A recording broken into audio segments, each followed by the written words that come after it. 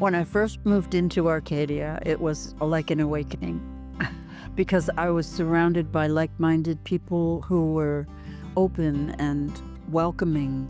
To be among creative energy like that is so uplifting. You know, Toronto can be a little cold, but not here, not here. This place is really unique in that there's sort of ingrained community that's built in based on people having disciplines that are similar or being able to have interdisciplinary spaces where they can interact with one another. Arcadia was the first artist co-op, and I think at this time there's only 3.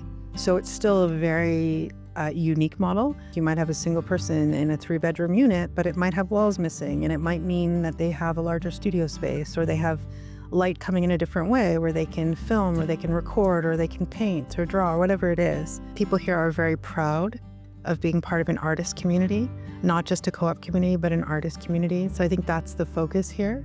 Our unit, it's a 3-bedroom unit. We have a very large space for living in, but that's our studio too. My husband is a sound person, so he does a lot of recording, so I'm really lucky. I get to be recording my music. So I've got my instruments, I've got recording equipment to be in that space, to not have to travel long distances to be able to create music. It's the freedom of having the art right there at your fingertips. Really what it means to me mostly is the community that's here and the resources we have for people who are practicing artists, such as this gallery. It's available without fees that one pays for private bookings. So you can do a show, you can apply for a solo show, but you can also do group shows, and that's where the collaboration happens. I had never lived in a co-op prior to living in Arcadia. I had no idea what to expect. I just knew it was a place I could call home and started to slowly discover, oh, there's an art gallery, oh, there's a performance space, oh, there's a workshop. I can't even tell you how grateful I am to have these facilities here, to continue to be creative and to just put whatever's in me into my work. We have a workshop, a clay studio, there's a community kitchen, a beautiful rooftop. It really is unlike anywhere else I've worked.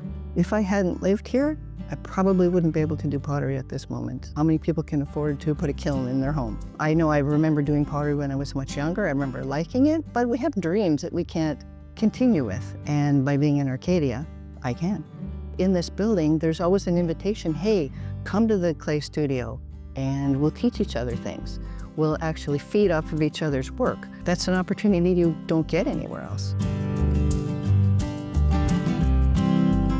Well, the community here is pretty amazing. It's a very active community. There's lots of committees, people active on committees. It's an always changing community, but I think it's a very integrated community with all these different ages, from children and families to couples to singles to people aging in place. I love the philosophy.